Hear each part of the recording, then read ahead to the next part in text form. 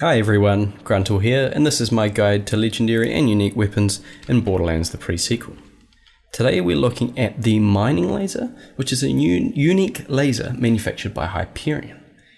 It is one of two possible rewards from the optional mission Infinite Loop.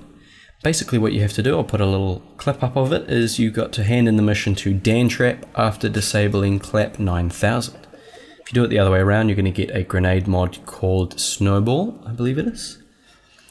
Which is a pretty cool grenade mod, but you won't get this gun.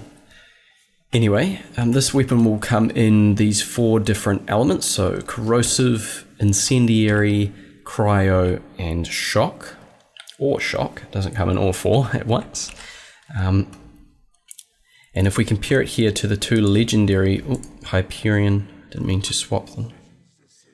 The 2 legendary Hyperion lasers, it has a higher base damage due to the ×3 on the card. So it's going to have a split beam, and if you can get all 3 beams hitting your target, then you're going to get a higher base damage.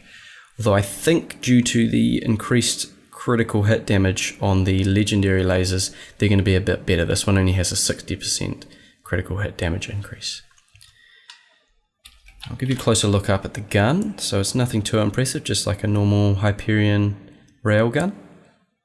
This one has the bayonet attachment, but you can also get it without the bayonet attachment. Now if we look at the rest of the things on the card, we've got decent accuracy, but it's pretty much 100% accuracy. It's just that the beam split off. So I'll show you in a second. It's going to be the same every time. It's just that if you're further away, it's going to be less accurate, and closer up is more accurate. Fire rate is pretty normal for a railgun. Reload speed's decent, and magazine size could be better. It consumes 7 ammo per shot. So you're going to go through that quite quickly. Now I'll show you some shooting here with this. What's going to happen, you can see the spots where I've been shooting already. The first beam, or the central beam, is going to hit exactly where your reticle is. So if you're aiming at this guy's critical hit spot, the first beam will hit that, and then the other 2 are going to be down to the left and right in a triangle pattern. So if I show you on this guy, it's going to do the same thing as well. As you can see with the closer up guy, it's more likely to have all 3 beams hitting, rather than with this guy where a beam could hit off on the side. And I'll show you a little bit of a better demonstration of that. If we're quite close up to this wall and I shoot, we're going to get these 3 beams quite clustered close together. So if that's a critical hit spot, you're going to get quite a decent amount of damage on them. And there are boxes in the way, of course. May as well stand up there. We'll do that there. And if you're a bit further away, the beams are going to split out a bit further, and you're not quite as guaranteed to hit the critical spot, but it's still an easy spread to get used to. So yes, it's definitely usable.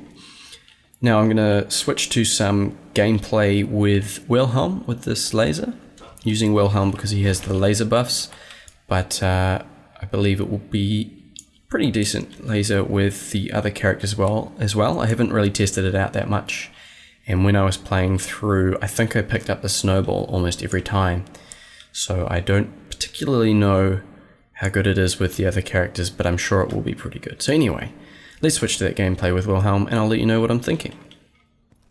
Now back in Overlook, like always, we're coming up on the first enemies, and it's taking a few shots to take them out, which isn't the best sign, but it is only a unique laser and not a legendary like the other Hyperion lasers that I have reviewed, so it's going to take a couple more shots than those. It is still doing pretty decent damage, especially when all 3 beams are hitting the target. For a laser that is guaranteed if you hand it into the right guy, it's doing a pretty good job. It's not a hard weapon to get in the normal game modes. Now here, I'm clumping up the enemies with the Singularity Grenade, and the beams are penetrating the targets, that's what it says on the card, and so it's taking them out pretty quickly all at once. Saves ammo and time, which is a good thing. Now you would have seen before, and actually no, just now, was the first Fight for Your Life. It's pretty good in Fight for Your Life because of the railgun aspect of the gun and the need, not so much need for aiming down sights.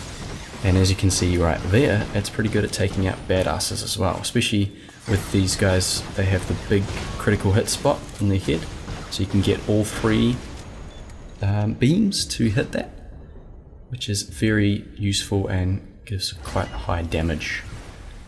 So overall it's a pretty decent weapon for being a unique, and yes, definitely useful. So if you enjoyed the video, make sure you let me know in the comment section below the like button, and you can subscribe for more of these guides. Thanks for watching, and I hope you enjoyed.